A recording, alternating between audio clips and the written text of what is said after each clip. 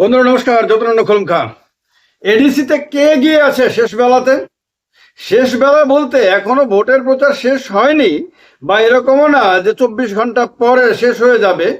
কিন্তু যে অবস্থাতে এসে দাঁড়িয়েছে এডিসি নির্বাচন, তাতে শেষ বেলায় বলা যায় আর সব রাজনৈতিক দল, কংগ্রেস বলুন, বিজেপি বলুন, সিপিএম বলুন, তিপ্রামাথা বলুন, সবগুলো রাজনৈতিক দল সর্বশক্তি নিয়ে ঝাঁপিয়ে পড়েছে এবং একটা রব উঠে গেছে যে এডিসিতে এবার পরিবর্তন হবে। আদতেই কি এবার পরিবর্তন হবে, না তিপ্রামাথা আগের চেয়েও বেশি সংখ্যক আসন নিয়ে ক্ষমতায় ফিরে আসবে?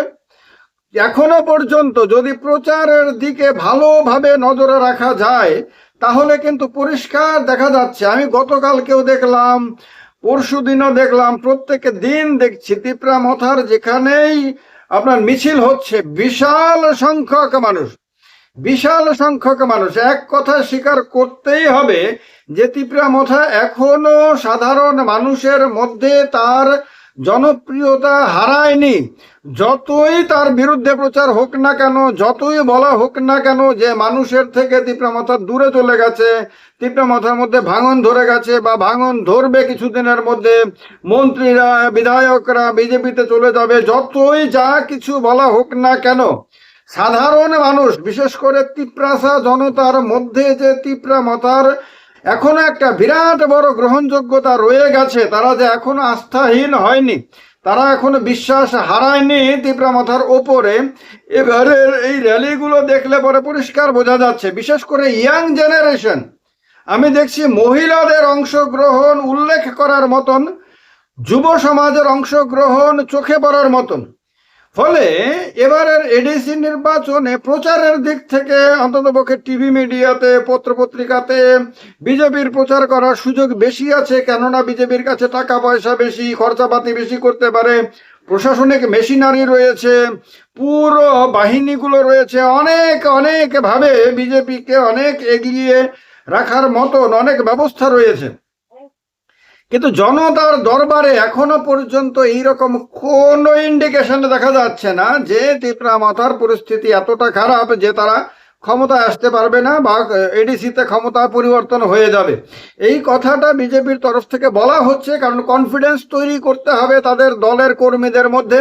তাদের কাছে আসন সংখ্যা বাড়ানোটাই বড় চ্যালেঞ্জ।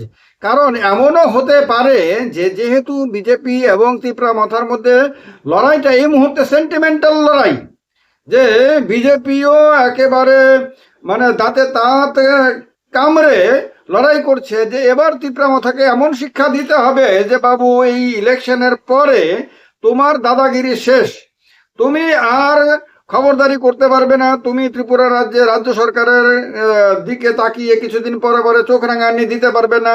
মানে তিপ্রামাথাকে রাজনৈতিকভাবে অক্ষম বানিয়ে দেয়া এবার মানে এটাই হলো বিজেপির কাছে সবচেয়ে বেশি গুরুত্বপূর্ণ। এবং তার কারণে এমন কথা বলা হচ্ছে যে কথাগুলো কোনো ক্ষেত্রে তো ব্যক্তিগত লড়াইয়ের মতন পর্যন্ত মনে হচ্ছে, ব্যক্তিত্বের লড়াই পর্যন্ত হয়ে যাচ্ছে এবার কোনো ক্ষেত্রে। তো এটা বিজেপি তার কর্মীদের মনের মধ্যে মনোবল বাড়ানোর জন্য করবে এবং মানুষকেও বোঝানোর চেষ্টা করবে যে না, আমরা শুধু কয়েকটা সিট দখল করার জন্য লড়ছি না, আমরা তিপ্রামাথার প্রতি কোনো দুর্বলতা রাখছি না, তিপ্রামাথাকে হারানোটাই আমাদের উদ্দেশ্য। এইটা বিজেপি বার করছে। আর তিপ্রামাথার বিরুদ্ধে কঠিন লড়াইয়ের মধ্য দিয়ে নন এডিসি এলাকার মানুষকেও তারা বার্তা দিতে চাইছে যে দেখো, আগামী বিধানসভা নির্বাচনের আগে তোমাদের মাথার মধ্যে এটা রাখো যে আমরা তিপ্রামাথার বিরুদ্ধে কঠোর অবস্থান নিয়েছি এবারের এডিসি নির্বাচনে। সুতরাং বিধানসভার নির্বাচন যখন আসবে তখন তোমরা আমাদেরকে আরো বেশি পরিমাণে সমর্থন দেবে। এই বার্তাটাও কিন্তু তারা কৌশলগতভাবে তারা দেওয়ার চেষ্টা করছে। অন্যদিকে তিপ্রামাথার জন্য এটা জরুরি হয়ে গেছে যে এডিসির ক্ষমতাটা ধরে রাখা। এডিসি তাদেরকে এবার জিততে শুধু হবে না, এবার গতবারের চেয়েও বেশি আসন পেতে হবে, কারণ তারা ত্রিপুরা রাজ্যের মানুষকে, সাধারণ মানুষকে এবার বার্তা দিতে চায় যে বিজেপির বিরুদ্ধে শুধুমাত্র কদিন পর পর স্টেটমেন্ট দিয়ে একটা নাটক করা তাদের উদ্দেশ্য না। কারণ এমনিতে একটা অভিযোগ রয়েছে যে রাজ্যের মধ্যে তিপ্রামথা এবং বিজেপি একটা আপনার বাচ্চাদের মতন একটা ছেলে খেলা করছে। মূলত তাদের মধ্যে কোনো লড়াই নাই, তাদের ভেতরে ভেতরে তলে তলে তাদের মধ্যে আন্ডারস্ট্যান্ডিং আছে এবং আন্ডারস্ট্যান্ডিং করেই তারা একে অপরের বিরুদ্ধে নানান ধরনের কথাবার্তা বলে। এটা একটা ধারণা রয়েছে সাধারণ মানুষের মধ্যে। এই ধারণাটা ভেঙে দেওয়া এবার তিপ্রামথার জন্য জরুরি। এই ধারণাটা ভেঙে দেওয়া বিজেপির জন্যও জরুরি। বিজেপির তরফ থেকে বিজেপি এই চেষ্টাটা ভরপুর করে আসছে। তিপ্রামথার দিক থেকে এবার এই চেষ্টা করলেও হবে না, রেজাল্টের মধ্য দিয়ে তার প্রমাণ দিতে হবে। কারণ যদি এডিসির ক্ষমতা তিপ্রামথার হাতছাড়া হয় তাহলে ত্রিপুরা রাজ্যের রাজনীতিতে তিপ্রামথার গুরুত্ব হঠাৎ করে বিরাট মানে পরিমাণ কমে যাবে এবং তিপ্রামথা সাধারণ মানুষের কাছে যে গুরুত্ব নিয়ে এখনো রয়েছে সেই গুরুত্বটা সে অনেকটা হারিয়ে ফেলবে। তার কারণে সে প্রাণপণ চেষ্টা করছে এবং একটা উন্মাদনাও তৈরি করে ফেলতে পেরেছে, যেটা বিভিন্ন জনসভাগুলোতে বিভিন্ন মিছিলে স্কোয়াডিংয়ে দেখা যাচ্ছে পরিষ্কারভাবে যে তারা যে ধরনের স্লোগান দিচ্ছে, যে তাদের বডি ল্যাঙ্গুয়েজ যেরকম, তাদের মধ্যে যেরকম আত্মবিশ্বাস দেখা যাচ্ছে এবং সোশ্যাল মিডিয়াতে বক্তব্য রাখার সময়ও তারা যেভাবে মানে নিজেদের অবস্থান তারা পরিষ্কার করছে, তাতে বোঝা যাচ্ছে যে তারা কোনো অবস্থাতেই অন্ততপক্ষে বিজেপির কাছে হারতে রাজি না। কেননা বিজেপি এবং তিপ্রামথা সরকারের মধ্যে বন্ধু দল হলেও এডিসির মধ্যে তারা পরম প্রতিদ্বন্দ্বী, একে অপরের সামনে দাঁড়িয়ে রয়েছে, মুখোমুখি দাঁড়িয়ে রয়েছে এবং দুজনের কাছে দুজনকে হারানোটাই এক নম্বর ইস্যু হয়ে গেছে।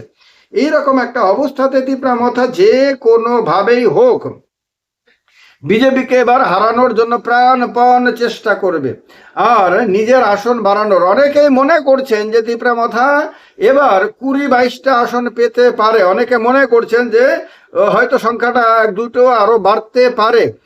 কারোর ধারণা হলো যে না, তিপ্রামথার আসন গতবারের তুলনায় কমে যাবে। কারোর ধারণা হলো তিপ্রামথার আসন গতবারের তুলনায় কমবে ঠিক, কিন্তু মেজরিটি থাকবে। এরকম নানান জনের নানান রকম মতামত ভেসে আসছে, কিন্তু আসল মতামত কোনটা, আসলে কি হবে সেটা তো যখন ভোটের ফলাফল প্রকাশিত হবে তখন বোঝা যাবে। আর তিপ্রামথার নেতারা যেহেতু তারা এবার বুঝতে পেরেছেন যে তিপ্রামথার ভবিষ্যৎ না হলে অন্ধকারে চলে যাবে, সেহেতু তারাও শেষ মানে পর্বে এসে সম্পূর্ণ শক্তি নিয়োগ করে তারা প্রাণপণ চেষ্টা করছেন ক্ষমতাটাকে ধরে রাখার জন্য। এই অবস্থাতে আদতে কি হবে শেষ পর্যন্ত? কি তিপ্রামথা এডিসির ক্ষমতা তার কাছে ধরে রাখতে পারবে, নাকি বিজেপির মতন দলের কাছে, যে দল বিভিন্ন রাজ্যে তার সহযোগী দলগুলোকে, শরিক দলগুলোকে ধীরে ধীরে ধীরে ধীরে চিবিয়ে চিবিয়ে খেয়ে নিয়েছে বলে বলা হয়। যেমন ভাবে আসামে অসম গণ পরিষদকে খেয়েছে, তারপর পাঞ্জাবে আকালি দলকে খেয়েছে, তারপর শিবসেনাকে খেয়েছে মহারাষ্ট্রে, এরকম বিভিন্ন রাজ্যে বিভিন্ন দলকে এখন একটু একটু করে খাচ্ছে। জেডিইউকে, জনতা দল ইউনাইটেডকে বিহারের রাজনীতিতে। এইরকম ভাবে আগামী দিনে কি তিপ্রামথাকেও বিজেপি খেয়ে নেবে? যেরকম ভাবে মানুষ বুট বাদাম খায় সেরকম ভাবে একটু একটু করে কটর মটর করতে করতে তিপ্রামথাকেও কি খেয়ে ফেলবে? এটা একটা বড় প্রশ্ন। এই প্রশ্নের উত্তর দেবে জনতা। এডিসির ভোট বাক্সে জনগণ তাদের রায় দেবেন, তারা জানাবেন যে বিজেপি এখন এই মুহূর্ত পর্যন্ত তিপ্রামথাকে কতটুকু দুর্বল করতে পেরেছে।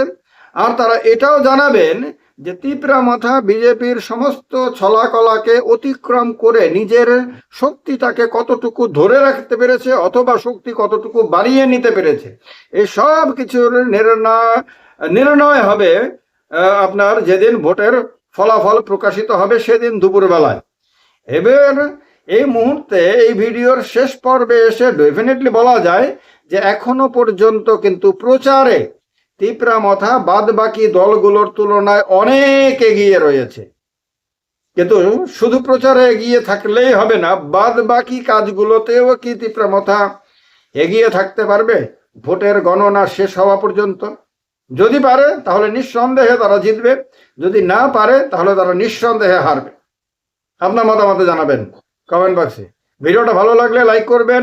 এই চ্যানেলের সদস্য হতে চাইলে চ্যানেলের জয়েন বাটনে ক্লিক করে চ্যানেলের মেম্বার হতে পারবেন, চ্যানেলের সঙ্গে আরো ঘনিষ্ঠভাবে যুক্ত হতে পারবেন। ভালো থাকবেন সবাই। যতনানো খুলুমকা, সবাইকে নমস্কার।